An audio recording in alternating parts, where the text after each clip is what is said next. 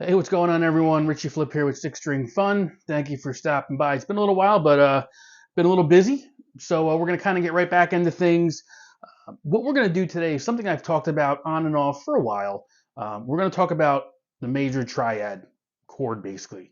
Um, Something I wish I dove into probably 20, 30 years ago because it really would help me just have a better understanding just of theory in general and the cage system. That I think the two of them kind of go hand in hand, in my opinion.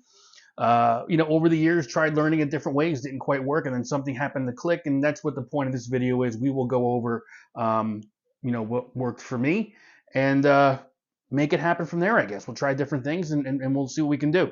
Show you how I learned it, and hopefully, if it helps you out, um, we'll do it together, and at least it'll give you a roadmap of how I learned it, and hopefully you can take that with you. I'll try to have the chapters, in the description so you can kind of jump around, so we can talk about different things. If the thought of music theory is a little boring, this probably isn't the video for you. But I wanted to try to share what I know and share it with you. So let's take a look into this. We'll talk about the major triad. We're going to use the G chord, just an arbitrary chord to pick. I tend to like it because I like it using when I'm in the key of G for teaching either G or even the key of A, sometimes maybe C, but G because I want to use the sixth string uh, as part of the root here, and we'll go over that. And you'll see why we're using the sixth string. But once you understand it in one chord or one key, you can transfer it to, you should be able to transfer it to any other key or chord. So let's jump into it. We'll take a look at the G major triad and what makes it and why we use it. All right, so what is a triad? Well, a triad, if you think of a tricycle, three wheels. If you think of a tripod, three legs. A triad is three notes within the chord. Um, Again, we're going to use the chord G today just because I just think that's easier to teach for me personally. So let's break down the triad, any major triad. But again, we're going to focus on the G chord. But when you're breaking it down to just what it's made up of your root. So G is our root for this particular one. So your one or your root, they're interchangeable when you hear them and see them. So if you hear root, if you hear one, even if you hear the word tonic, it's all the same. Major third, probably the most important interval when you talk about the triad, major triad, because a third determines if the note or the chord is going to be major or minor. So major third, major third. Again, you'll see third, major third, again, interchangeable. Typically, when we say G chord, we don't. You could say G major, but if you hear the chord G, it's G. It's understood. If you hear third, it's understood that it's a major third. And then you've got the fifth, which is the perfect fifth. Again, we're just going to kind of refer to it as the fifth. They're interchangeable. So if you hear perfect fifth, if you hear fifth, they're interchangeable. We're talking about the same thing. So it's a 1, 3, 5. All right. Your root, your third, and your fifth. In this particular case, how I'm showing it to you, the root is G, your third is B, the fifth is D. All right. If it's easier to count with the fingers, like I know a lot of us still do, me occasionally, you've got your G, which is your 1, your third, which is your B, and then your fifth is your D, just like counting through the alphabet. G, A, B, C, D, E, F sharp is the seventh, and then you go back to the octave on the one or the eighth, however you tend to look at it, but it'll repeat. If I remember, at least when I remembered, I learned the G chord like this, right? G chord, that's how we did it. But we didn't really break down what was all in there, which really wasn't a whole lot. If you think about it as we break this down. So when you look at this chord, there's your root, there's your third, and there's your fifth. These three strings right here. Technically, that is a G chord. I know we're used to playing it like this, but we're just playing the first three strings, 6, 5, 4. And you're probably wondering, well, what do the other strings have to do with it? Well, everything just kind of, I don't want to say it repeats, but they just are added notes that we've already done. As an example, if I hold this G chord here, we already know G, B, D. Next string is a G. There's a G right there, right? And then we have a D right there and another G. So you still have all three notes that make up that triad right there. we just broke it down to this. So 1, 2, 3. If I wanted to, knowing that I've got a G here, a B here, and a D here, and here, I've got the triad there. And we're going to jump into, you know, how you can see different ones. But let's just kind of look at it this way. Here's your triad. 1, 3, 5. And I think the way we'll break this down is we'll have several videos, because I was going to show you one way to do this, and then I realized the way I was going to show you is what I had seen in the past, how I was taught, and it didn't work. So we're not going to do that. So we're going to just kind of break it down to, here's your triad, right? We know that's right there. 1, 3, 5. Let's not worry about the intervals right now. Let's just worry about the notes. G, B, D, because we're in the key, or the chord of G. Right now, let's just look at all the places you can find these 3 notes to make that triad, because I think once you know where some of these other locations are, and I'm going to show you about 12 different chords like this, 3-note chords up and down the fretboard to the 12th fret. Once you know where these are, I think then at that point we can start looking at the triads, the 1, 3, 5, the first inversion, the second inversion, and that's where I kind of lost everything years ago, the inversions. I never understood it, and then I finally did not too long ago. So I've been working on these on and off for quite a while to kind of make it manageable to understand, and hopefully this is what we can talk about today. So let's just worry about, and we're going to break these chords down into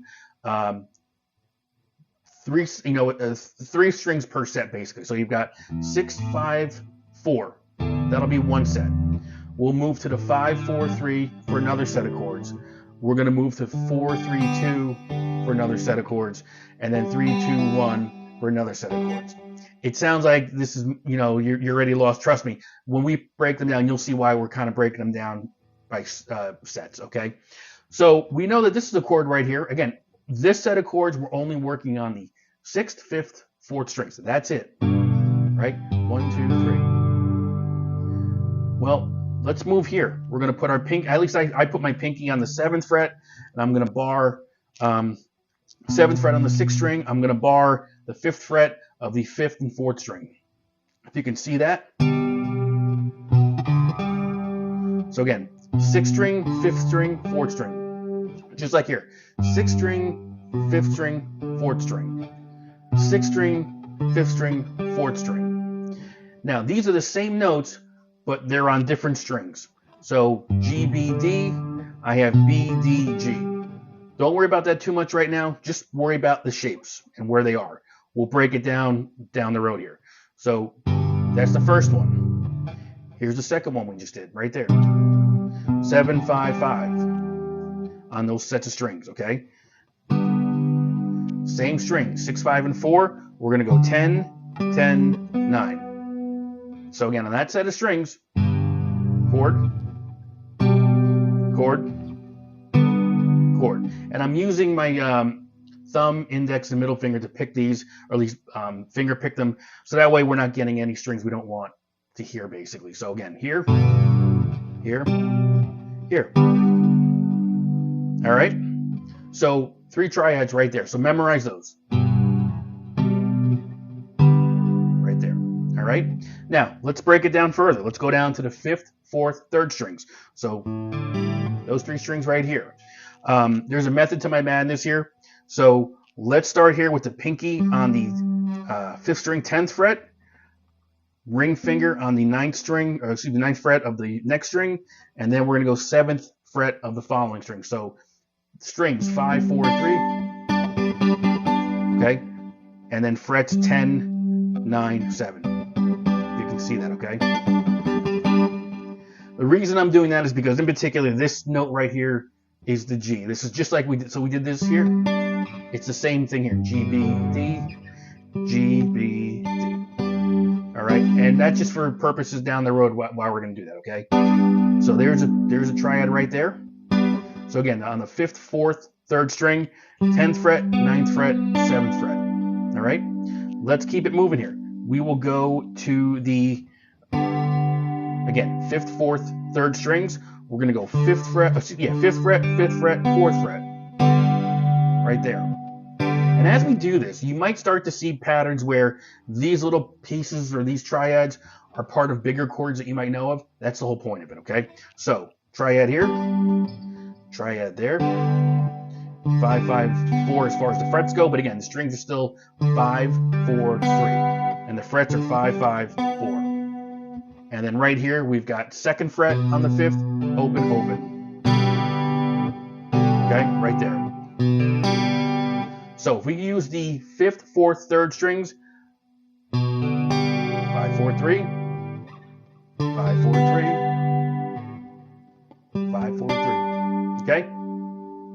We've gone through 6 chord shapes already for a triad. Let's now go through strings 4, 3, and 2. On strings 4, 3, and 2, we're on the, right here. 5th, 4th, 3rd fret. So on these strings right here, we're on 4, 3, 2. We've got frets 5, 4, 3. There's one triad right there. We're going to move it here. All right, we're going to go, if you can hear, it's the same thing. All right, we've got same strings. We're going to go 9, 7, 8. So we got this shape here on that set of strings. We got this shape here on this set of strings. And then here's an easy one. We're going to just bar the 12th fret on those 4 strings, 4, 3, 2. All right, here's a little hint. If you play that open, same thing, right? If you know the 12th fret repeats everything. So same thing, same notes. All right, so again, triad there, triad there, triad there, and the bonus one right there. Okay, we've done 9 already, so try to remember these, because once you got a hold on where these are, you'll see why all these kind of make sense. So we're going to start, I'll show you real quick again. G, we're going to go to the 6th, so we'll go to the 6th string with our root again. G, 5th string root. That was the 5th string root. 4th string root.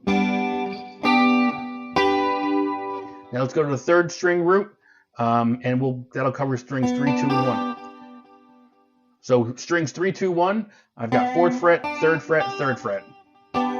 I'll do my index finger, or my middle finger here, and then I'll bar these 2, just like that. All right, there's one. Another one, right there.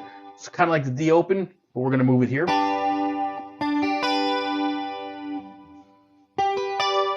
So we've got this one here, 4, 3, 3. And we've got 7, 8, 7. Okay. And then we got this one, 12, 12, 10. Again, that one probably is most recognizable because it's a D shape. So if we move the D, E, F, G. And right there, going through all that, we went through basically 12 different shapes of a G triad chord. Kind of all over the place.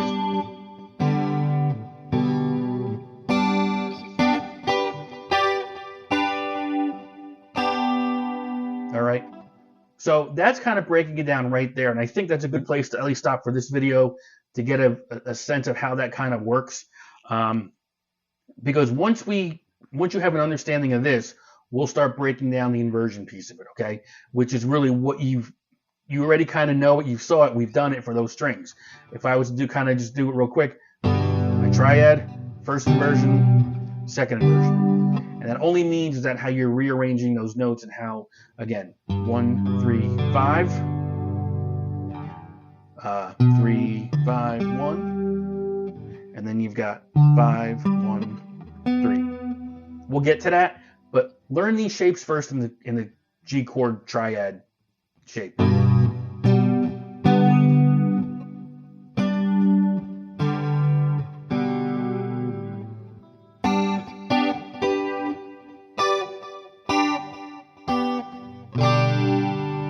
All right, work on those first, memorize those. I would say if you can memorize those shapes first, it will help you with better understanding of how those inversions work, okay? So memorize that, and then once you have a handle on how those work, you could start figuring out where, other triads are in different keys. I mean, and I don't want to, muddy the waters here, but let's take a look at that down the road. But again, 6th string, 5th string, 4th string, and then your 3rd string. So you've basically got 3 chords for each set of strings. 4 sets basically. Your 6-3-5, 5-3-4, 4-3-2, 3-2-1. And you've got 3 different shapes for each one, all just the key of G, those same 3 notes, G, B, and D. We didn't do anything else. Once you get an understanding of that, I think the cage system becomes a little more easier to understand and see how these different shapes are everywhere, and you pick different keys. So again, we only did G, B, D. All those chords, we just did a G, B, D. Right? That's all we're doing here. So give that a shot, memorize those when you can, and then other things probably will become a little bit more easy to understand. So we'll see you in the next video.